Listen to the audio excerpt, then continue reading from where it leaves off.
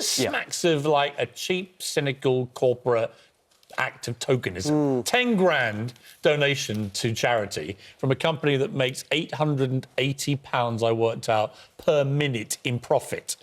I mean, come on. Well, I mean, it may make a lot of money, but I think 10 grand for a charity like the Albert Kennedy Trust, which helps LGBT homeless, would go a long way. But not only that, the visibility of something like this is brilliant. A sandwich is such a visible thing in a shop. And you think about Marks and Spencer, it is the epitome of Middle England. I love the idea that my grand's going around doing a shop, you know, getting a knitwear and her tangerines, and then there's this sort of bright rainbow-coloured sandwich, and she can be like, oh, you know, that's like, I've got a gay grandson, it makes me proud, it's visible, do you not feel as concerned as I do that poor gay vegans have been eliminated from this because it has bacon in? That's right? fake outrage, Gay Muslims in this country have also been excluded. I mean, for something supposed to be inclusive of the gay community, a lot of gay people have been excluded by the ingredients in there. I don't think there's any evidence that there are more gay vegans than heterosexual vegans, and of course... Do you not feel sorry for the gay vegans? Not particularly, no. Really? No, not particularly. And you don't have to eat the Whatever sandwich, ingredients are in it, you're always going to exclude somebody. But Susanna, it's not the ingredients fine, but you've got, you know, a gay person has been basically called a guacamole. You know, it's ridiculous. I've seen on Twitter. I've seen on Twitter a woman say, "I am a lesbian, not a lettuce." Now, also, it's LGBTQ. The reason there's no Q there is because quinoa and also corn probably doesn't taste very good. Right. You've got to think about it that way. What has happened to the Q? Where's the Me Too pizza? You don't have that. This is. But you mean? So hang on, Nick. The serious point here is you mean there are some issues and campaigns that you wouldn't celebrate with food. So what I'm saying is that I do this all the time and look at charities and alignment and make sure that brands really have some truth. So people like Absolute Vodka, they have a huge LGBTQ positivity and they raise millions of pounds. I haven't seen a vodka with LGBT. Yeah, there is. Yeah, with a rainbow. It's massive. So what's right about that, but wrong about this is £10,000. That's a minuscule donation. And what's the vodka donation? Millions. So your issue is with the is the amount of money they it's actually should be a raised, headline to be honest. sponsor of Pride and they should donate a lot. Also, by the way, the amount of fat content and salt content. Gays do like carbs. Maybe, yeah. But I think gays do like carbs. They do like carbs. I don't Look think at they me. do. I do.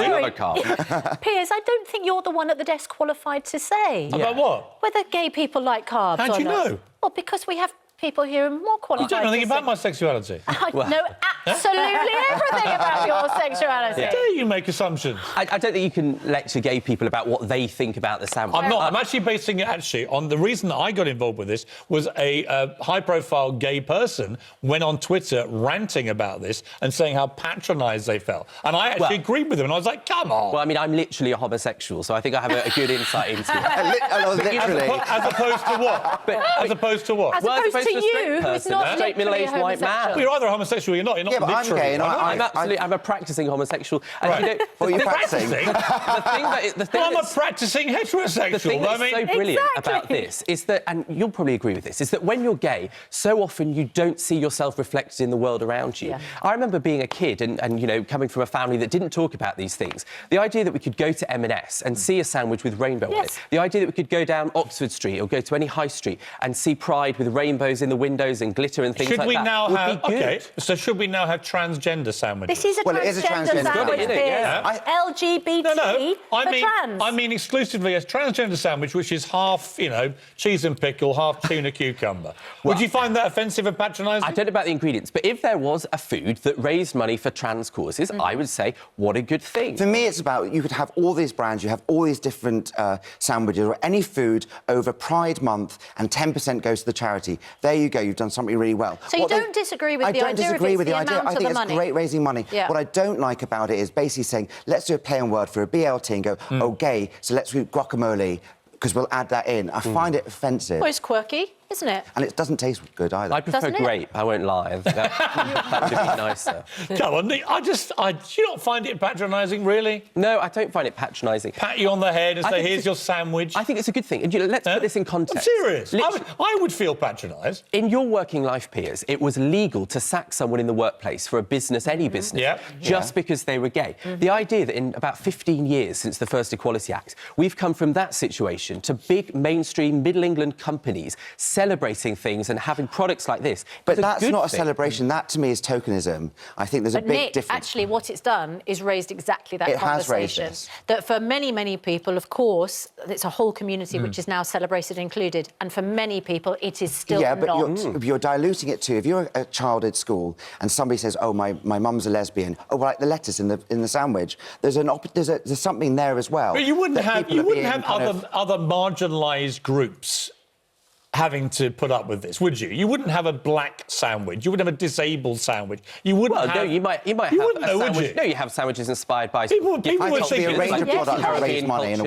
awareness. You could have a Caribbean culture sandwich. That's not a particularly unusual thing. Could I you wouldn't have take it too a literally. white, straight male sandwich? Well, you said that- celebrating people like me. Could But you do that? that's exactly what Or would, M&S did. or would I people don't like think you you've go ever nuts? had a problem with right? Or would gay persecution campaigners go or nuts? No, Well, Piers, the problem is your community, straight white men, is not historically a persecuted community which has had to struggle. I think we've never with been under more attack, legalisation. actually. But come on, last year when Harry and Meghan got married, Percy Pig married Penny Pig. Don't get him started on Percy Pig. Well, exactly. You might not like the vegetarian Honestly. diet that she's put him on, but that was clearly an example of corporate sexuality. Look, no one got outraged about I actually want to hear from other gay people about it. So get involved in Twitter, because I think my Twitter blew up with a lot of gay people feeling equally patronised by this. You've made some interesting points, I'll give you that. There seemed on, I think, a moment of agreement.